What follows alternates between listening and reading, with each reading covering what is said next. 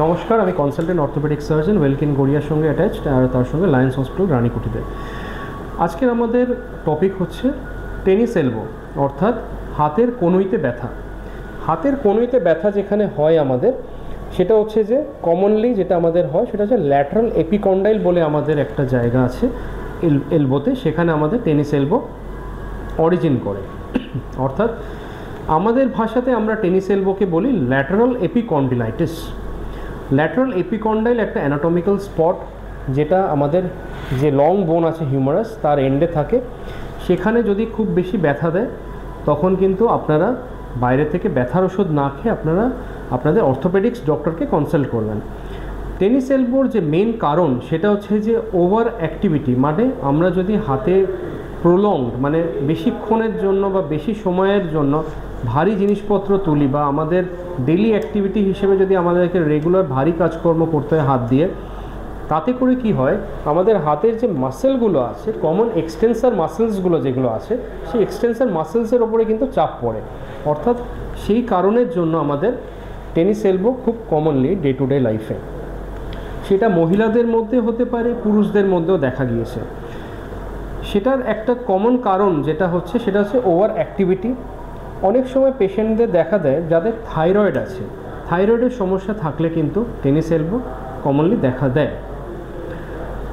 Tennis এলবোকে prevent করার একটা উপায় সেটা হচ্ছে যে আমাদের হাতে over activity, over use of the muscles should be prevented. মানে আমাদের হাতের যে মাসেলসগুলো আছে তাদের ওভার অ্যাক্টিভিটি আমরা প্রিভেন্ট করব বা সেগুলোকে বন্ধ করা উচিত।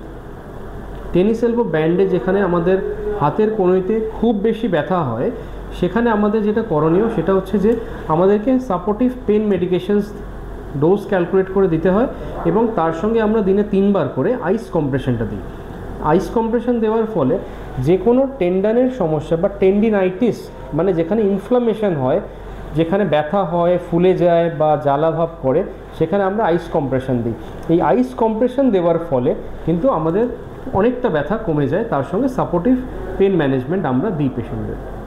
তার সঙ্গে আমরা একটা এক্সারসাইজ পেশেন্টদেরকে রেগুলারলি রেকমেন্ড করি, সেটা হচ্ছে ফ্রিকশন ম্যাসাজিং। অর্থাৎ যে জায়গাতে ওনাদের ব্যথা সেই জায়গাতে ওনাদেরকে চেপে একটা আঙুল দিয়ে 10 বার ক্লকওয়াইজ আর 10 বার অ্যান্টি ক্লকওয়াইজ ওনাদেরকে আঙুলটাকে দিয়ে সেই জায়গাতে চাপতে হবে।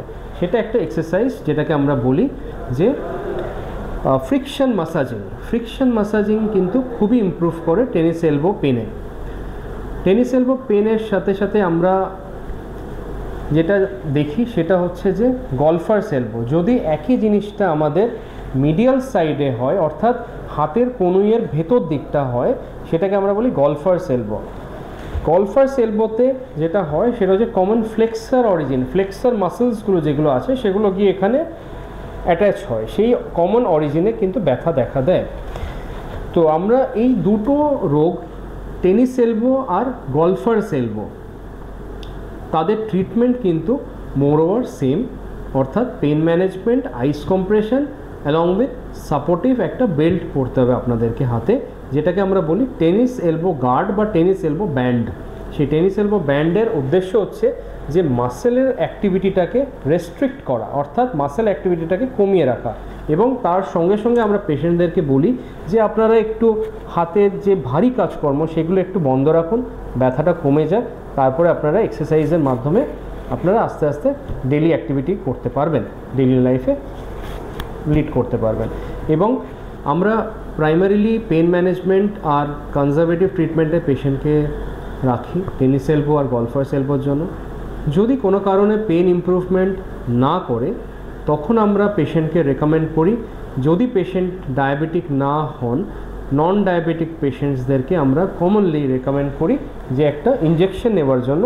ইঞ্জেকশনটা নিলে অনেকটা কিন্তু ব্যথা ফোলা কমে যায়। সেই ইঞ্জেকশনটা আমরা যেটা দিই সেটা হচ্ছে আমরা টেন্ডন শীতের ওপরে দিই, তাতে করে কিন্তু ব্যথা অনেকটা ইমপ্রুভমেন্ট করে আর তার সঙ্গে আমরা সাপোর্টিভ মেডিকেশনসগুলো কন্টিনিউ করি।